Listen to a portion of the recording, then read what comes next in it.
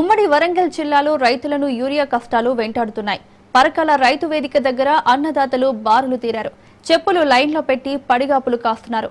ఉదయం 5 నుంచి ఆధార్ కార్డులు పట్టుకుని అన్నదాతలు నిల్చున్నారు. 20 రోజుల నుంచి తిరుగుతున్నా తమకు యూరియా అందరలేదని రైతులు వాపోతున్నారు.